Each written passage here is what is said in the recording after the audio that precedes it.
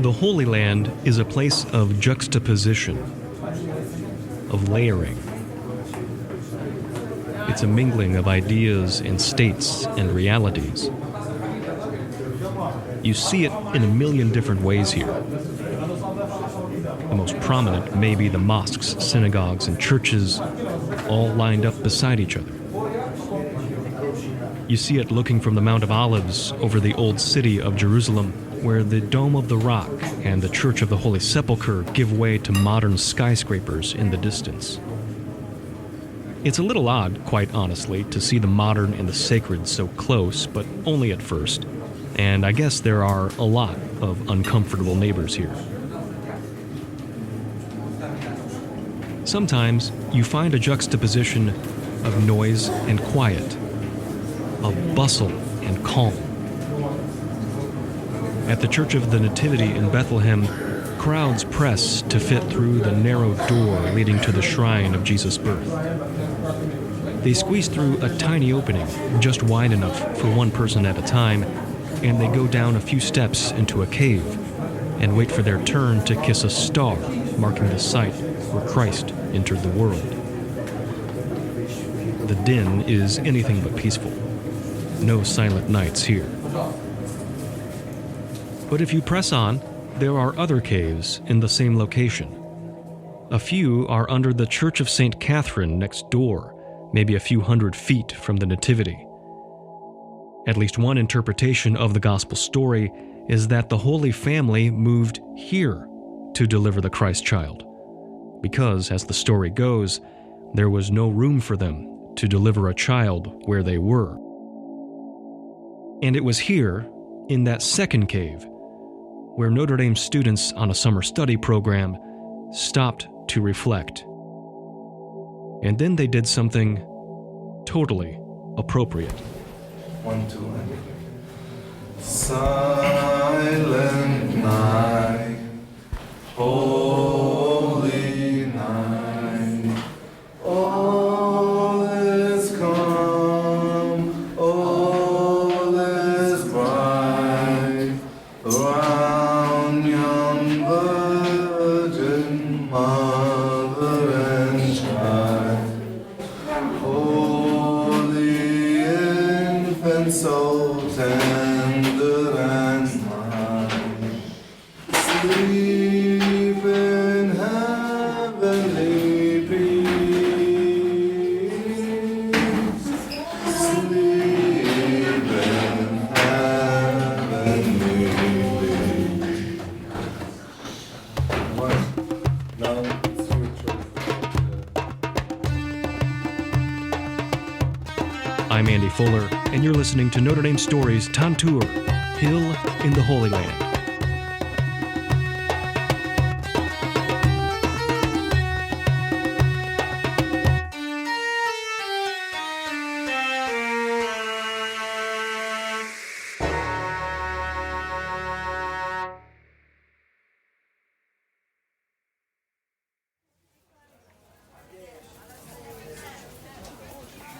Bethlehem, West Bank. Here is where the summer study session begins. It's a 3-week course designed to immerse students in the sacred, but also the complex aspects of the Holy Land. We followed 2 of those students to get their reaction in real time to what they experienced on part of the trip. Then we caught up with them back on campus after they had time to reflect, and a production note about some of the material we captured on site. It took a while to figure out my recorder, so some of the stuff is a little hard to hear. We'll post transcripts of these episodes online. So we just left Tantur, which is where we're staying, and now we're walking from there to Bethlehem, and we'll be participating in a religious service there. They're not allowed on that. On our way, we've been walking along this barrier. They call it the security border. And it's a large structure with a lot of graffiti and images on it that are emotional, poignant. Amelia McManus is a senior from New Jersey, and whether she knew it at the time or not, she really kind of summed up life here, walking along a border wall to get to Mass. This sort of layering between faith and conflict is evident everywhere in the Holy Land. The wall is the first thing you notice looking into Bethlehem from Tantur. It's a tall, gray concrete structure built about 15 years ago that snakes along the border at the Bethlehem city limits. It funnels commuters through a checkpoint that resembles security at an American airport: scanners, conveyor belts, X-rays. But here, there is also the presence of a few armed guards. The experience of walking along this wall wasn't totally unexpected. Students are briefed about this sort of thing before they go, but still, it's striking. It's a reminder that in the holiest place in the world, conflict is the constant undercurrent. But after clearing the checkpoint and seeing the statements on the wall, the students headed to Mass. Talk about juxtaposition.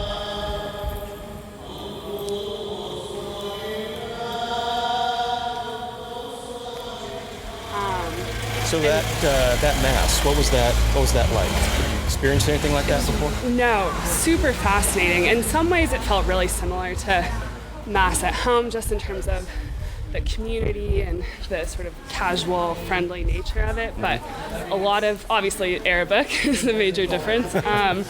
But that's Annalisa Pines, the other student we followed. She's a junior from California, and for her, the trip is a chance to connect two branches of her family tree. Her father is Jewish, her mom, Catholic. Looking forward to this all summer, so I was just really curious about what it would feel like when I got here, and honestly it still feels mythical, like it doesn't even feel real that I'm here, and you know, actually being in Bethlehem, like that doesn't even feel like a real place to me, but it's beautiful and been really fun. After the tour of the Church of the Nativity and the singing in the cave, the students walked through Bethlehem's Old District.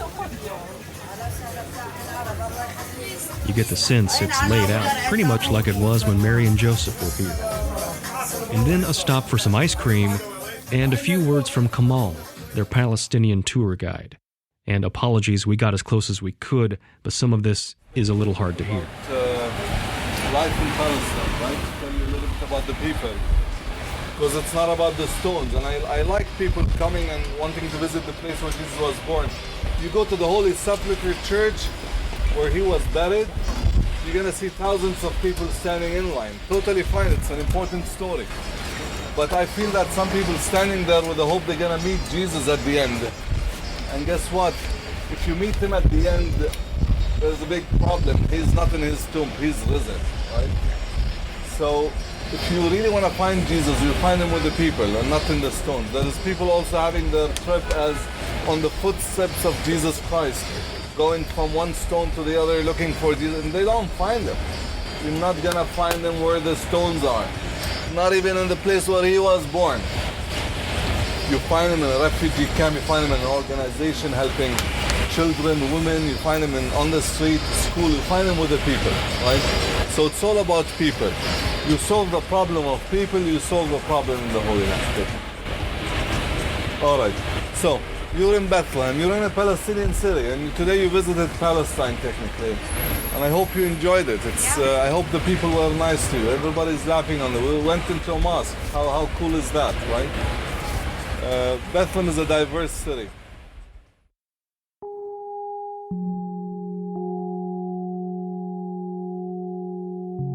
Bethlehem was interesting. I think we saw two narratives.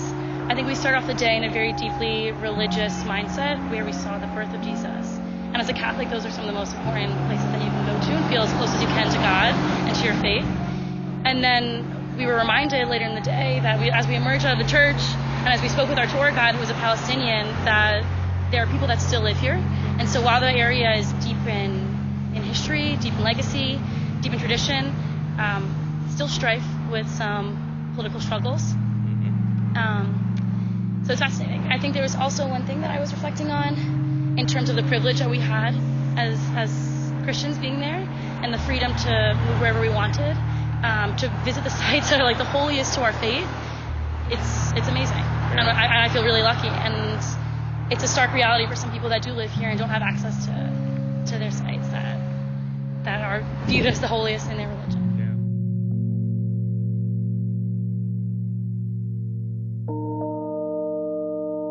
At that time, Amelia was specifically referring to Rachel's tomb, which is a 5-minute walk down the hill from Tantur.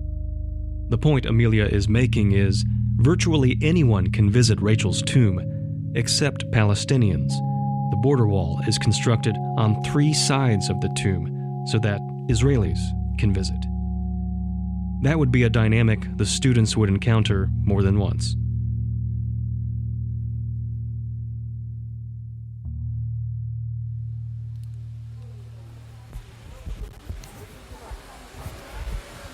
There's no place like the old city of Jerusalem. The day after the Bethlehem visit, the students came here. 40,000 people living in a square mile, home to holy sites of the 3 major world religions. The shops line the narrow streets with merchants offering things from pottery to scarves and jewelry, and food like falafel and coffee and spices. Yes, I managed to sample all 3. It's easy to get lost and found again here. With few exceptions, the streets are winding, they take you places you didn't intend to go, and cause you to experience things that perhaps you didn't think you'd experience. You're in the world here, with all its glory and with all its tension. On this day, the students were exploring the Jewish quarter, including the holiest site in Judaism, the Western Wall.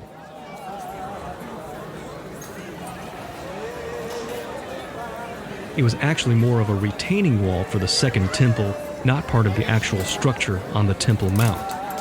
Today, the Temple Mount is controlled by Muslims. It houses the Al-Aqsa Mosque and the Dome of the Rock, that shiny gold dome you see in most pictures of Jerusalem. The 2 sites are remarkably close. On another visit to the wall during our trip, we were struck by the earnestness of the Jews who came to pray, while the Muslim call to prayer blared over the top from Al-Aqsa, so loud it was hard to hear yourself speak, much less pray. Again, juxtaposition. On our visit with the students, we found a mood both spiritual and celebratory.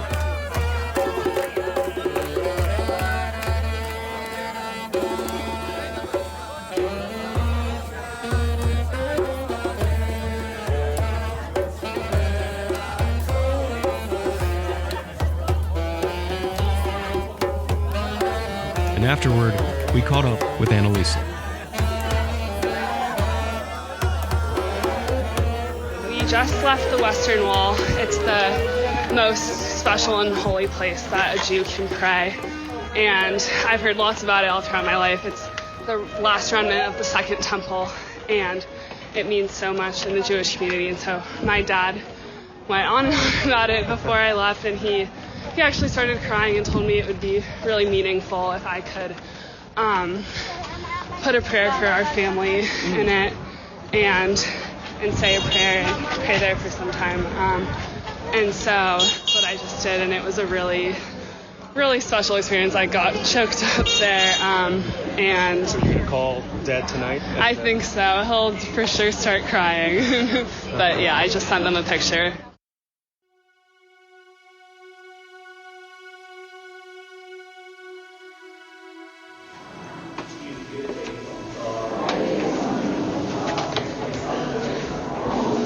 And then there was a visit to the Holy Sepulchre. Despite the sometimes contentious nature of the site that we mentioned at the top of episode 1, this is usually a place of fervent prayer and demonstrated devotion.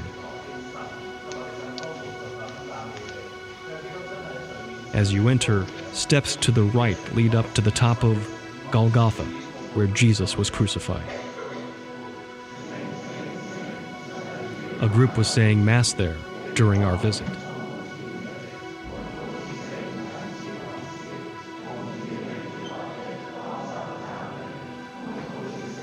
Back down at ground level and about 140 feet away, there's the Edicule, the place where Jesus was buried.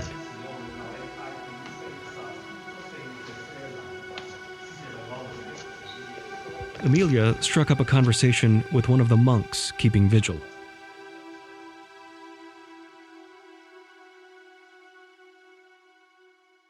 They have somewhat of not conflicting, but differing ways of honoring the traditions of where Jesus was buried. And so we saw on the back end of where his tomb is a location of a stone, and that stone is on the other end of the tomb where Jesus' head was buried, where Jesus' head was laid. And so they honor that location of where his head was placed as a holy site, somewhere where they revere, and there's a whole shrine dedicated to that spot. So before you came, you said you wanted to see religions living in peace, and I think you meant like Jews, Christians, and Muslims. For sure. But here to see that there's so much separation within the Christian community, I mean, what do you make of that? It's fascinating. I didn't expect that at all by any means. I think you're right. I did anticipate there to be more. I was anticipating more conflict or hoping for more peace among the three major Abrahamic faiths. But to see somewhat of divisions, or at least different interpretations of the way that Jesus was crucified, the way that he was born, we saw that yesterday too at the Nativity. It's interesting. And it helps you reflect more on your own faith, for sure. Yeah. And to be sure, the chance to reflect on faith is an important part of the experience for students here. But it's only a part.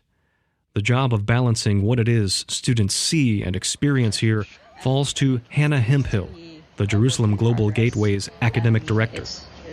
It's always, to me, a matter of remembering that there is such a plethora of narratives and so much diversity to those narratives that I have to continually look again at the itinerary, look at the voices that are here, and strike some sort of just breadth of exposure. I think, honestly, Notre Dame, through its history at Tantur, has a depth of connections that when I came into the job, I built on that, and then I built on other connections that I had through having formerly been a graduate student at Hebrew University. And so just pulling those together and through them meeting further people who care about the same thing.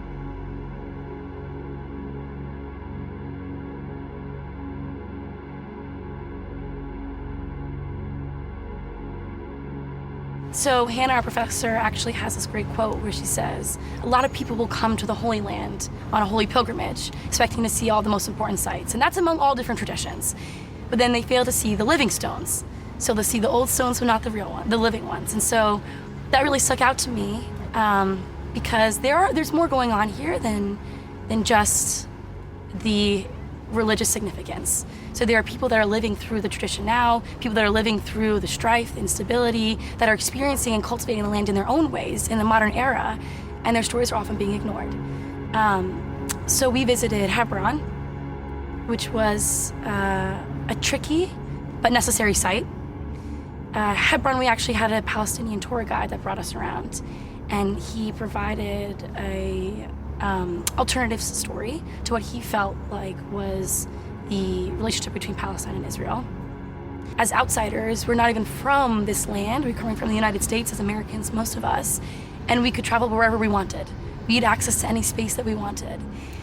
And he was a Palestinian tour guide, and he was actually restricted in places that we could go. So he would stop at certain checkpoints and say, you guys proceed, head down the street, explore, look around, here are things to look out for, but I have to wait here. And so that was a very stark privilege experience for me because, like I said, I'm not even from that land, and I had freedom to travel wherever I wanted. And someone who's actually from there was restricted in where he could or could not go in his own city. And it's hard to interpret. It's very hard to interpret.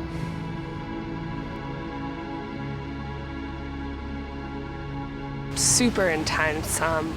We were not really prepared for it. All I knew is that it was a Muslim city that had a lot of historical significance in Islam, but did not know much more. And we knew there was a settlement there, but I didn't really know what that meant or what that would look like. And that was probably the most intense day of the trip. We got a tour from this guy named Abdallah, who he's been arrested many times, and because he's an outspoken pro-Palestinian advocate. And just walking through the streets, they're all covered by netting, because the settlers will often throw things at the Palestinians, and they'll pee through the netting on them. And just, you hear about the horrible things that, the settlers do to Palestinians, but seeing that and seeing the trash that the settlers had thrown on the Palestinians was really eye-opening.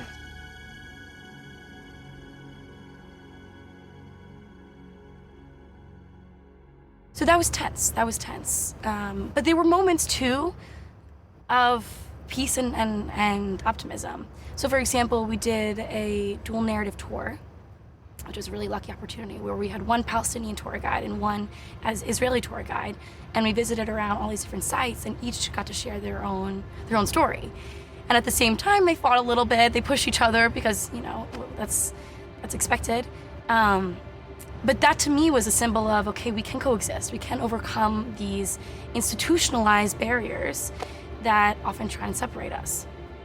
And so that was a great moment. On some happier notes, some highlights that I really liked, we ate dinner at the Ida refugee camp in Bethlehem. So we were split up into different families who lived there.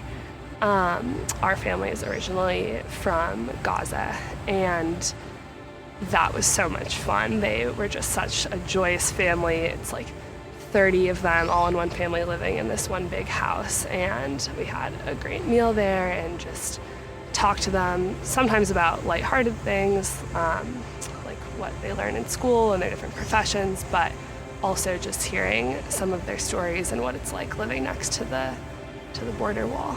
We did face masks with them. It was really fun. And then on the other side, we got to eat dinner with Jewish families. We got to spend Shabbat with them. And a similar thing where I thought I knew all about Shabbat. I celebrate Shabbat, but it was not like my Shabbat. There were a lot of prayers I didn't know. This is unusual, but my host was actually vegan, so vegan Shabbat. So just eating dinner with both of those families was a really cool insight into the different cultures that you're not necessarily seeing just when you're getting tours and hearing the history.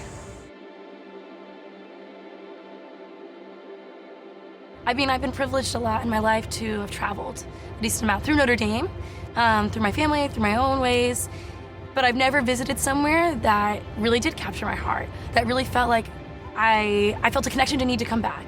Because, you know, sometimes you travel places and you're like, I would love to go back. I would love to come back. But this was different.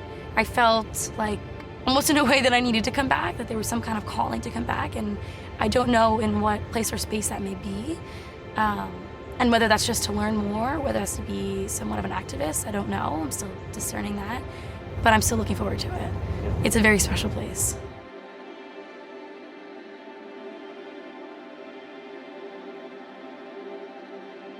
At the Church of St. Catherine in Bethlehem, next to the cave where the students sang Silent Night, there's a neighboring cave, the study of St. Jerome.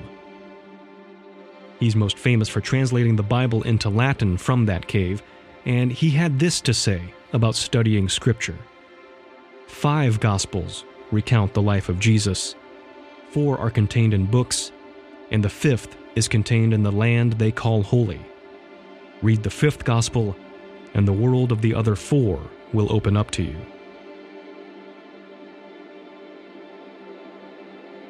That's true of the pilgrimage sites, but maybe it's also true in what Kamal and Hannah Hemphill said.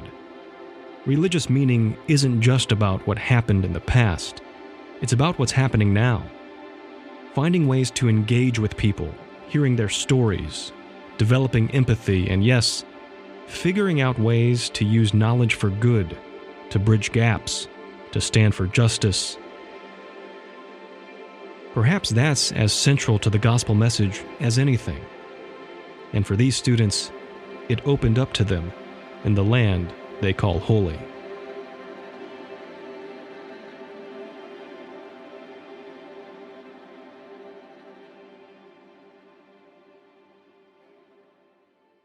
Next time, on the final episode of Tantur, Hill in the Holy Land. That image of an oasis, I think that is pretty accurate. I think the word that people say often describe Tantur is it's an oasis. So they can experience Jerusalem, they can experience Bethlehem, but at the end of the day, they can always come back to this place, to this oasis, let's call it. We use a common descriptor to look at Tantur in a new light. And we bid farewell to the hill in the Holy Land. People come to this place and leave feeling as if they've been changed.